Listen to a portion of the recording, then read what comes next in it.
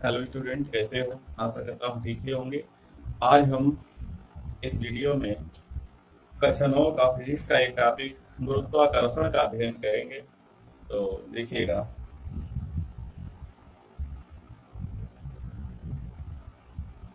तो गुरुत्वाकर्षण क्या है? गुरुत्वाकर्षण वह बल है जिसके द्वारा पृथ्वी किसी वस्तु को अपनी ओर खींचती है। गुरुत्वाकर्षण वह बल है जिसके द्वारा पृथ्वी किसी वस्तु को अपने केंद्र की ओर आकर्षित करती है। तो इसमें पहला है गुरुत्वाकर्षण का सार्वत्रिक नियम।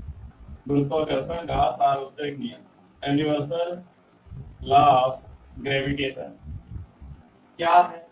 इसमें देखो, मान लीजिए कि यम1 और यम2 द्रव्यमान के दो पिंड हैं जो एक दूसरे से r दूरी पर रखे हैं। तो दो पिंडों के बीच जो बल लगेगा उसको हम नाम देंगे गुरुत्वाकर्षण बल। तो प्रयोगों द्वारा यह देखा गया है कि जो बल F होता है, पिंड जितने ज्यादा बड़े होंगे, यानी पिंड का द्रव्यमान जितना ज्यादा होगा, बल का मान उतना ही अधिक होगा। यानी यम1 और यम2 जो है जितना ही भारी होंगे, जितने ज्यादा इनका द्रव्यमान होगा, बल उतना ही अधिक लगेगा। अर्थात दो पिंडों के द्रव्यमान यदि यम1 व यम2 हो तो दोनों पिंडों के बीच लगने वाला गुरुत्वाकर्षण बल F जो है समानुपाती होता है यम1 इंटू यम2 के। यम1 इंटू यम2 इन पिंडों के द्रव्यमानों के गुणनफल के अंतर्मानुपाती होता है लगने वाला बल। इक्वेशन नंबर 1 डाल देते हैं। और दूसरा है, अब देखिए, पिंड ज्यादा दूर रखे रहेंगे तो उनके बीच कम बल लगेगा, और कम दूरी पर रखे रहेंगे तो उनके बीच ज्यादा बल लगेगा। तो इसका जो दूसरा नियम है, जो गुरुत्वाकर्षण बल F होता है, वो समानुपाती होता 1/r²। Question number 2। तो अगर एक ही लाइन में कहें तो किन्हीं दो पिंडों के द्रव्यमान यदि यम1 व यम2 हो और दोनों एक दूसरे से r दूरी पर स्थित हो, तो पिंडों के बीच लगने वाला गुरुत्वाकर्षण बल F समानुपाती यम1 इंटू यम2, इक्वेशन नंबर 1, तथा F समानुपाती 1/r², इक्वेशन नंबर 2। अगर इसको शब्दों में परिभाषा के रूप में लिखें तो किन्हीं दो पिंडों के बीच लगने वाला गुरुत्वाकर्षण बल पिंडों के द्रव्यमानों के गुणनफल के अनुक्रमानुपाती तथा उनके बीच की दूरी के वर्ग के व्युत्क्रमानुपाती होता है। अगर समीकरण 1 और 2 को एक साथ मिला दिया जाए, समीकरण 1 व 2 से दोनों को एक साथ मिला दें तो यह जो है समानुपाती होगा। थोड़ा ध्यान देना भैया, अल्फा समानुपाती लगभग एक तरह से होता है, तो दोनों में थोड़ा सा डिफरेंस है। तो यम1 इंटू यम2 के डायरेक्टली प्रोपोर्शनल है और r² का इनवर्स प्रोपोर्शनल है, व्युत्क्रमानुपाती है। तो F समानुपाती, इसको समानुपाती या अनुक्रमानुपाती कहते हैं। तो F समानुपाती यम1 इंटू यम2/r²। और हमने पढ़ा है न्यूटन के नियम में, द्वितीय नियम में, कि अगर समानुपाती चिन्ह हटाते हैं तो किसी कांस्टेंट से गुणा हो जाता है। तो F बराबर यहां हो जाएगा जो कांस्टेंट हो कैपिटल G इंटू यम1 इंटू यम2/r²।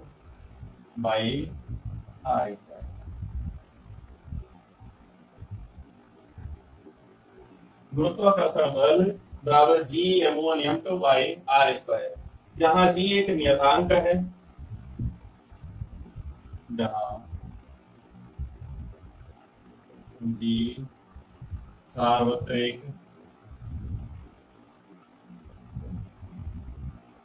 गुरुत्वाकर्षण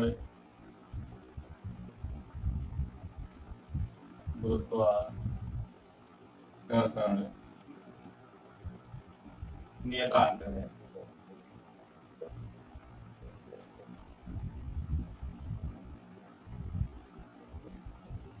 तो इस तरीके से हम सार्वत्रिक गुरुत्वाकर्षण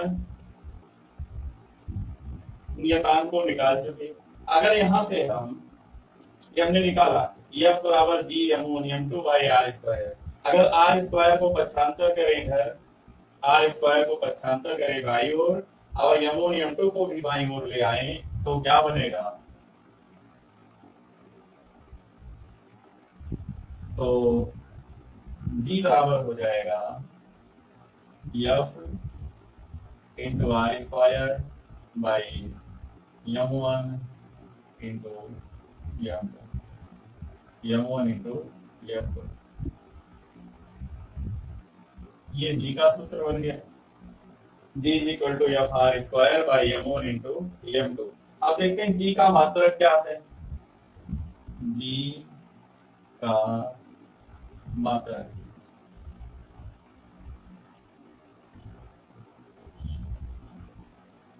तो जी का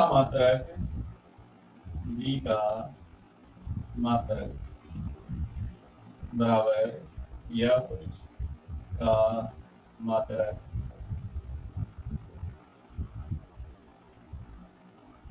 एफ का मात्रक गुणे आर स्क्वायर का मात्रक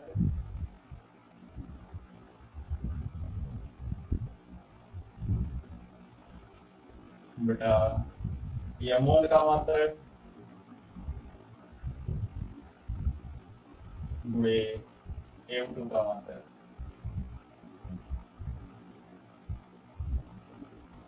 चलो यह क्या है, फोर्स है, बल है, जिसका मात्रक होता है न्यूटन।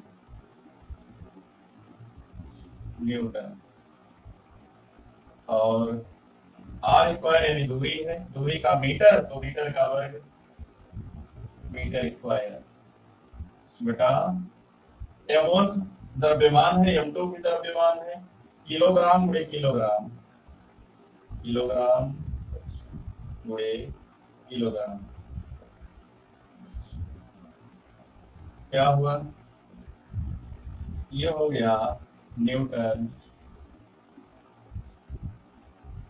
मीटर स्क्वायर बटा किलोग्राम स्क्वायर,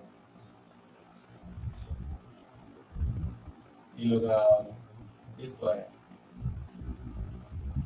ये हो गया जी का मात्रक। बल का मात्रक गुणे दूरी के वर्ग का मात्रक बटा m1 का मात्रक गुणे m2 का मात्रक। अगर हल करेंगे तो न्यूटन मीटर स्क्वायर बटा किलोग्राम स्क्वायर, यह आ जाएगा जी का मात्रक।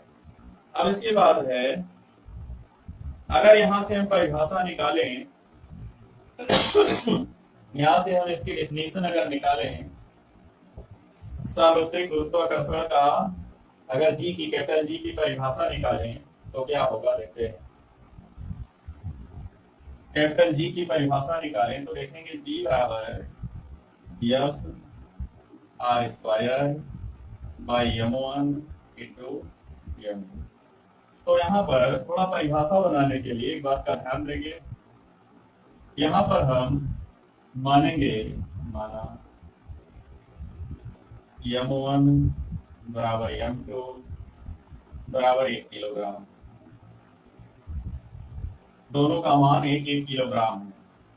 r बराबर बीच की दूरी, r बराबर 1 मीटर, दोनों के बीच की दूरी 1 मीटर है। तो जी बराबर, ये सूत्र है हमारा, सूत्र जी बराबर F R square by m1 into m2। इसमें हमने m1 m2 दोनों को 1 किलोग्राम, r को 1 मीटर मान लिया। तो जी बराबर क्या आएगा, तो f इंटू 1 का वर्ग 1 इंटू 1, जी बराबर क्या आया, जी बराबर एफ। यहां से हम परिभाषा बना सकते हैं, जी किसके बराबर है, गुरुत्वाकर्षण बल एफ के।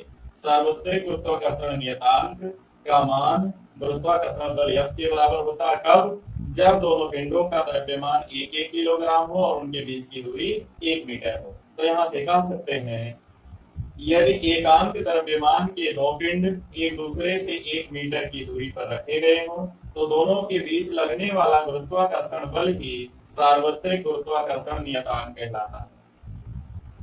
दो एकांक द्रव्यमान के, एकांक का मतलब यूनिट मास, यानी 1 किलोग्राम 1 किलोग्राम।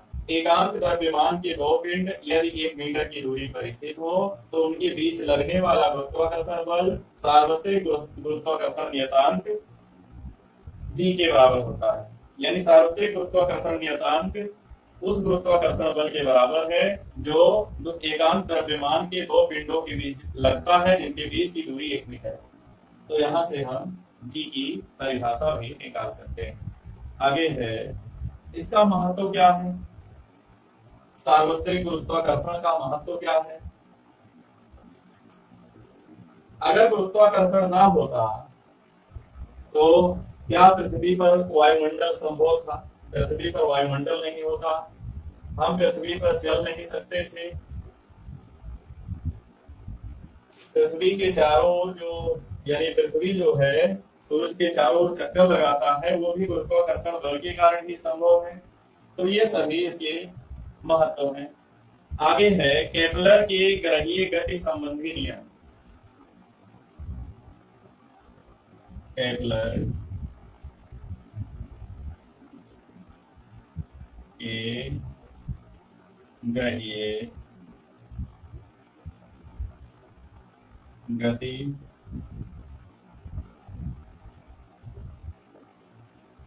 संबंधी नियम।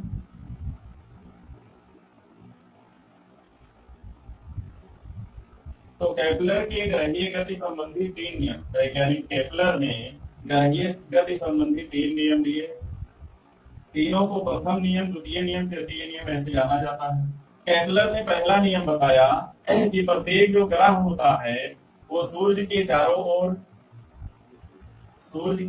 ओर, मान लो यहाँ पर सूर्य है, इसके चारों ओर दीर्घ वृत्ताकार पथ पर चक्कर लगाता है।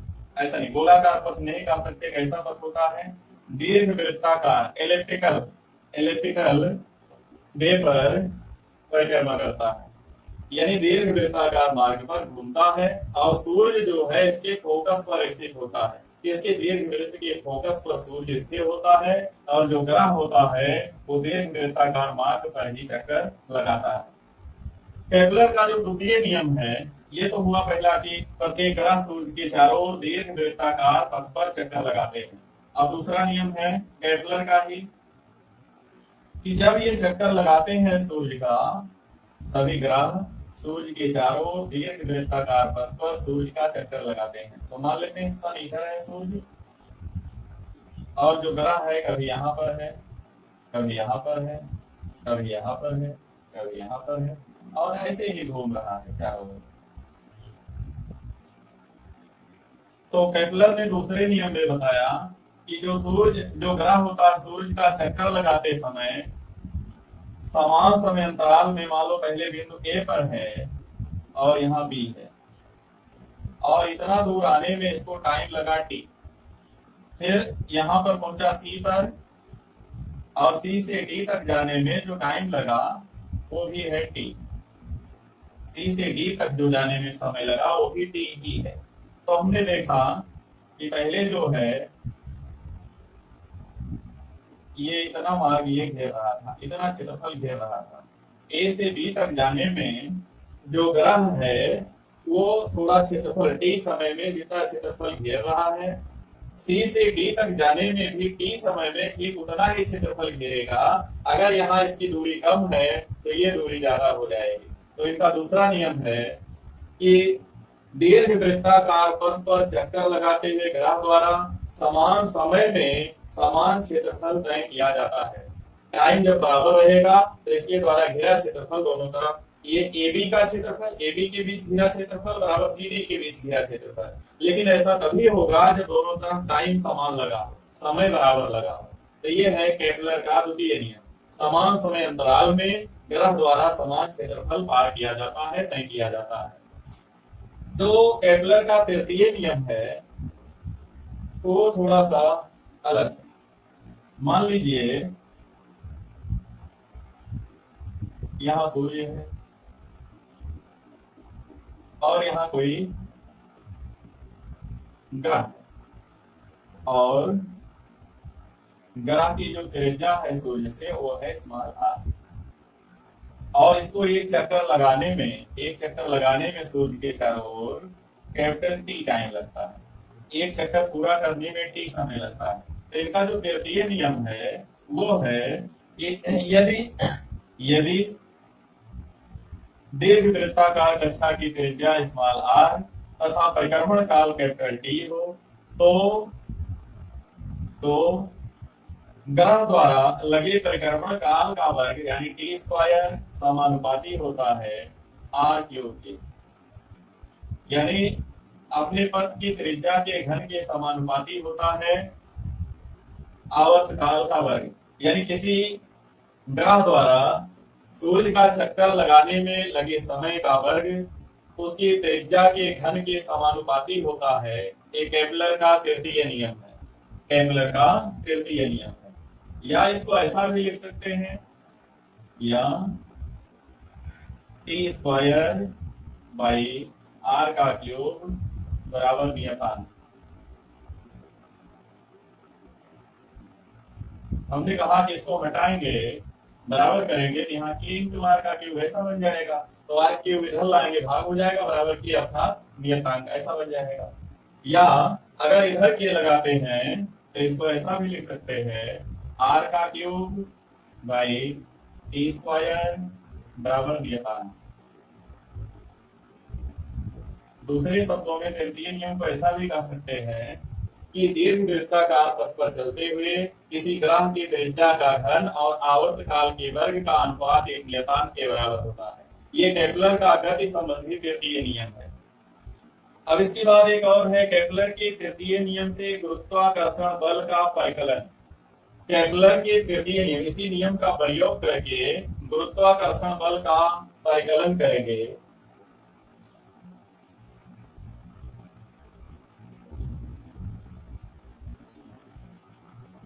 मान लें जो सूर्य है वो केंद्र पर है और कोई ग्रह है जो इसके चारों ओर एक दीर्घवृत्ताकार पथ पर चक्कर लगा रहा है और इसकी त्रिज्या है आर।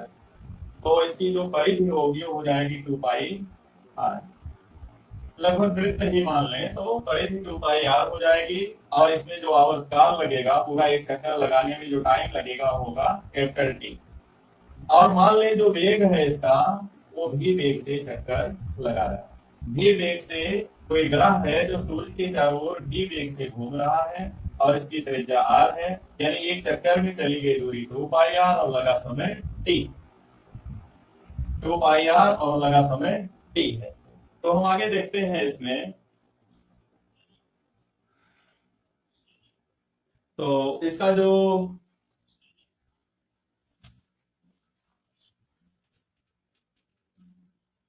यदि कक्षीय वेग भी और ग्रह की त्रिज्या आर हो तो परिक्रमा करते हुए ग्राफ पर लगने वाला बल F बराबर m v square by R, इसको कहते हैं अभिकेंद्र बल। यदि जब कोई ग्रह सूर्य के चारों ओर आर त्रिज्यीय पथ पर घूम रहा हो और इसका वेग भी हो तो सूत्र होता है इस पर लगने वाला बल जो होता है, ये सूर्य और इसके बीच जो बल लगता है इसके कारण घूमता वो M V square by R. परंतु जो भी बराबर होता है कितना होता है, वेग बराबर दूरी बटा समय 2 pi R by T. 2 pi R बटा एक चक्कर में लगा समय टी या v स्क्वायर। तो इस v का मान उसमें ले जाकर v स्क्वायर में रख दो, इसलिए f बराबर होगा m 2 pi R by T का होल स्क्वायर बाई आर। थोड़ा सरल करें, f बराबर 4 पाई स्क्वायर यम है आगे यम लिख लेते हैं, आर होगा बाई टी स्क्वायर। तो यहां पर देखते हैं, अब हमने एक फार्मूला लिखा था कि आर का क्यूब बाई टी स्क्वायर बराबर कोई कांस्टेंट के, हमने ऐसा माना कोई नियतांक।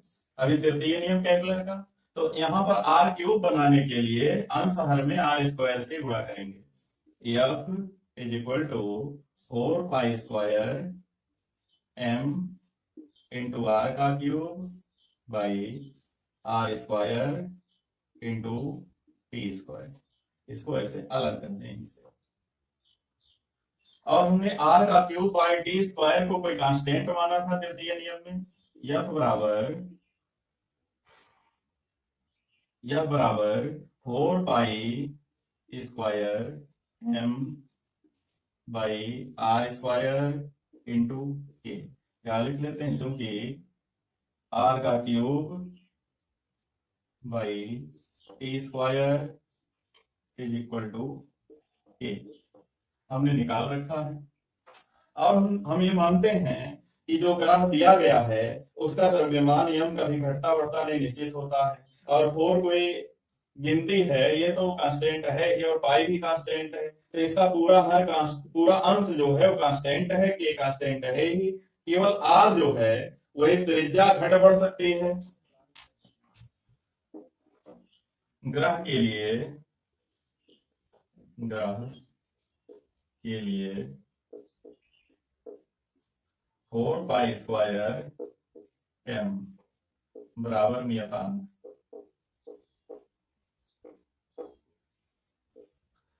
तो क्या होगा, यह बराबर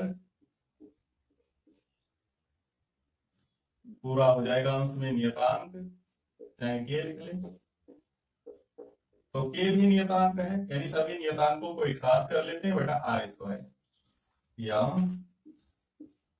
यह समानुपाती 1 बाई आर स्क्वायर। ये हमने गुरुत्वाकर्षण में भी निकाला था। तो हमने केपलर के तृतीय नियम से गुरुत्वाकर्षण नियम को सिद्ध किया, इतना कर सकते हैं। यही जो है गुरुत्वाकर्षण का, सार्वत्रिक गुरुत्वाकर्षण का नियम है कि किन्हीं दो पिंडों के बीच लगने वाला बल उनके द्रव्यमानों के गुणनफल के अनुक्रमानुपाती और उनके बीच की दूरी के वर्ग के समानुपाती होता है। व्युत्क्रमानुपाती, उनके बीच की दूरी के वर्ग के व्युत्क्रमानुपाती होता है। तो इतना हो गया। अब इसके बाद जो है शेष टॉपिक अगले वीडियो में होगा। तब तक हमारे चैनल को लाइक शेयर सब्सक्राइब करते रहिए और सरकार द्वारा निर्धारित लॉकडाउन के नियमों का पालन करते रहिए। धन्यवाद।